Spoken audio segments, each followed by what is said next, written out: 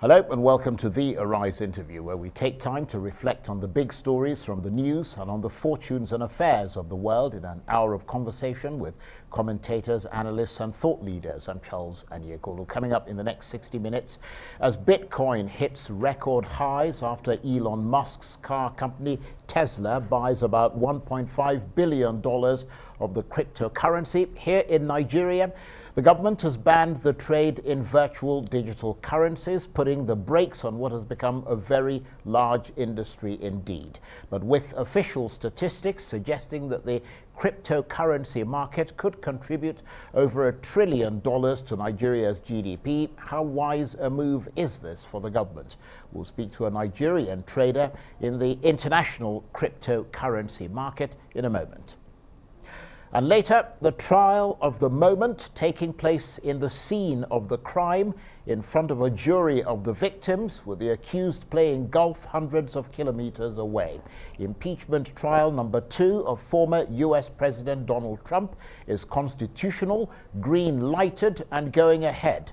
And we'll be talking about it and hearing from a Republican strategist and our coterie of special correspondents. Coming up.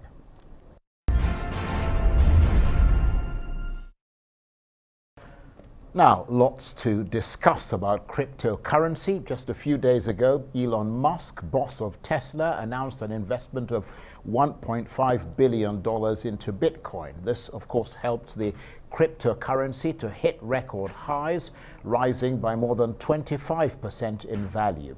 But not everyone is a fan of virtual digital currencies. Central banks apparently hate Bitcoin because, of course, it's a currency they can't control. So now Nigeria's central bank has banned the trading of cryptocurrencies, putting the brakes on what is a rather large industry with potential to grow Nigeria's GDP dramatically, according to official statistics.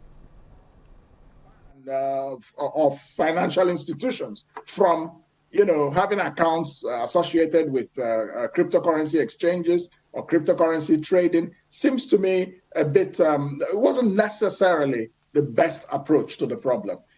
That's what I think, even though I understand why they have done it. There's another issue, and that is the fact that there is regulatory dysfunction.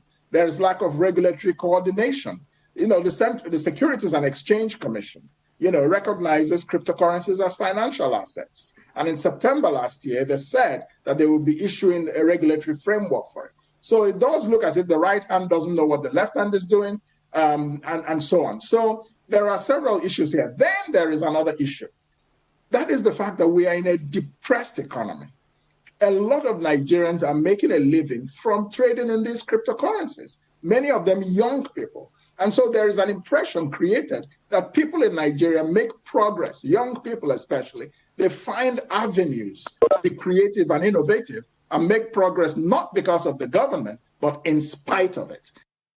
And that's Kingsley Moale, who was a former deputy governor at the Nigerian Central Bank. Well, to find out more about cryptocurrency in Nigeria and how this ban affects the trade, I'm joined now in the studio by Ayoola Dawodu, Managing Director of ZEE-KYTE, a technology software firm that trades in virtual digital currencies here in Abuja. Thank you very much indeed. You're welcome. For joining us. From your perspective, tell us more about this ban, because I understand it's not a ban on owning, but just a ban on playing with it or trading in it with Nigeria's currency, the Naira. Do you understand why they've done it? Okay, if I'm allowed to go into the depth of it properly anyway, I believe it's affecting the Naira in some sense, because take for instance, the Naira has been devalued every time, and then it's affecting the citizen, because when we are already a country that is put into some sort of developing country that is, we have majority of people poor. So several people are trying not to avoid the devaluation from Naira by buying into the cryptocurrency. This way they're saving their money. Should in case Naira get devalued to 600 or 700 tomorrow, they know their money is already in cryptocurrency and they can convert it back to Naira, and then they have the profit of 200 Naira in between, from the 480 to 700. So several people are trying to save the value of Naira for themselves, is the reason why they are doing that. But take for instance, when the Naira is devalued I believe it is the central bank that's making money from it because I was traveling abroad last year, January, and I needed to go to bank to change Naira. Bank had to tell me they have to sell for me in the black market price. And this price from bank was, let's say, 380, and black market is 480. Why would bank have to sell for me for 480? That means the way the dollar is rotating, at the end of the day, you buy 480 and give it to the bank give it back to central bank. Someone from central bank send it back to the black market, and they are the one making the profit in between. Right, so let me just be clear that you do not agree with what the central bank has done. No, I don't. Right, so basically, what they've done is that you can't load your crypto wallet into Naira, and you can't withdraw from your crypto wallet with Naira. Exactly. Which essentially means that you can't trade with Naira on cryptocurrency exchanges, but you can trade with other currencies. Is that right? Yeah, definitely you can trade with other currency, but the problem is having to change the cryptocurrency back to Naira, you have to go to your bank. Take, for instance, Luno Global is one of the largest cryptocurrency country in Africa, and then they have majority of their customers in Nigeria. So this way, Luno won't be able to credit their customers in Nigeria because they have to go through banks.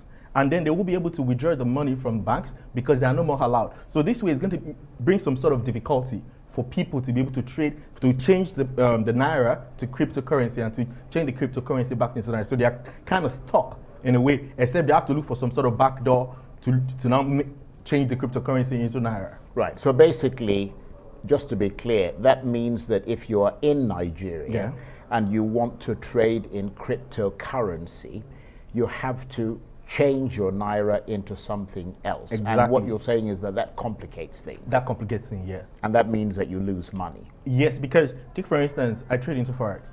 And then every time I want to get my money back, I get it in Bitcoin.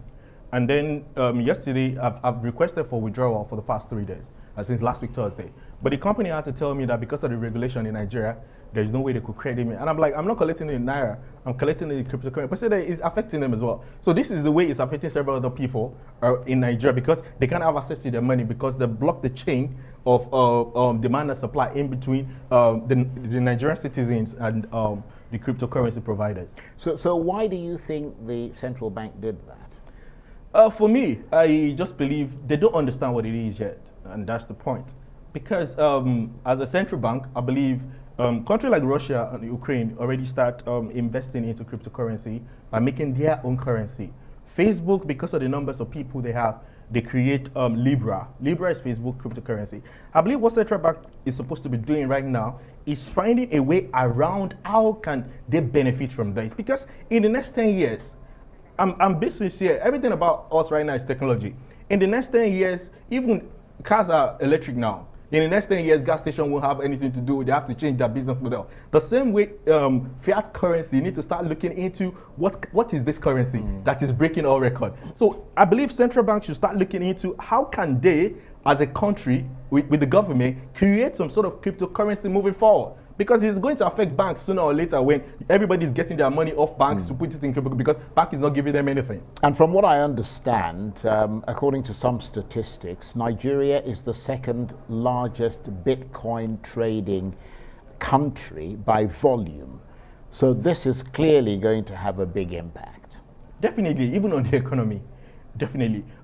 Passport actually is the trading platform that declare Nigeria is the second country. Paxful actually is a platform whereby all countries exchange Bitcoin, both Naira, dollars, Canadian dollars, euro, pounds. So it's the platform for that. But several Nigerians get to understand how they can change their money into Bitcoin. So they use this platform a lot. So having to ban it, I believe the government is just trying to create some sort of regulation. Well, they haven't banned it. They banned the Naira part. They banned the Naira because the same way they banned the Naira is going to be a problem for someone trading because definitely someone trading on Paxful have to pay you in Naira and have to go through banks to be able to pay you. So I understand the reason why the government is doing this is that there's been some issues of fraud around it. But at the same time, we're also hearing that this ban might now lead to illegal activities, and also an increased demand for dollars, which many which may lead to a fall in the value of the naira against the dollar, and all because of cryptocurrency. Exactly. Like I was saying earlier, if everybody keeps taking their money away from the bank, putting in cryptocurrency, it's actually going to affect the naira 100%. Because even the cryptocurrency itself is behaving more better than dollars, because dollar is weak currently. They're printing several dollars because of coronavirus, so it's actually weakening the dollar itself. So definitely the whole process depends now on cryptocurrency. The only thing is about trying to understand what the guidelines around us. I believe that's the major So they role. could have regulated it better. Yeah. So basically your contention is that if it's going to lead to illegal activities and drive the trade underground, which is likely to happen now, that it would have been better for the central bank to somehow try to control and oversee the trade and maybe even make some money out of it, rather than drive it underground. Yes, the thing is, yes, people use this for illegal activities, yes, but this is a minority of people. Majority of people are looking for safe haven, where they can put their money on, where they can make profit. Yeah, it's a bit like saying that people shouldn't do banking activities because some people do illegal stuff. Thank you with very banks. much. Yeah, it's like you say police should not use a gun because some other people are killing people with it. So it's the same way. But the truth is, I believe there are smart people at CBN. The most important thing I believe they should do is gather consultants together, blockchain developers together, and start asking questions. How can we regulate this?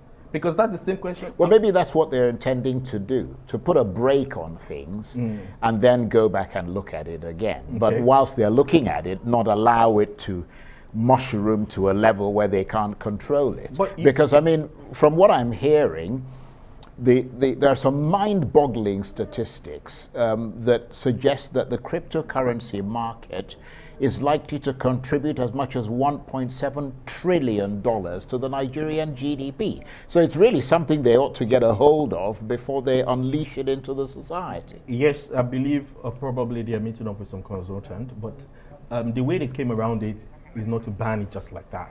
Because either way is actually affecting the naira itself right now. Right. Because definitely people will look for backdoors. There is backdoor to everything in this world. Sounds like it's affected you personally, because obviously you trade in it. Yes, even some of our employees in the office already start requesting to be paid in Bitcoin. So this way it's affected them too, because even if we agree to pay them in Bitcoin, how are they going to get the salary out? So it's affected so many Nigerian citizens as it is affecting me right now. So I believe the government should just try to find good consultant who can advise them on the next step on how to move forward on regulating it, because America themselves, till today, they still can't regulate it. They are still looking for ways around it. Russia, India, those are the people that are trying to ban it, but yet they couldn't stop it. So I believe Nigeria should actually look for consultants. So you're making the point that the government is making. But I want to thank you very much indeed. Ayoola Dawodu is Managing Director of ZEE-KYTE, which is a technology firm that trades in virtual digital currencies. Thank you very much indeed. You're welcome.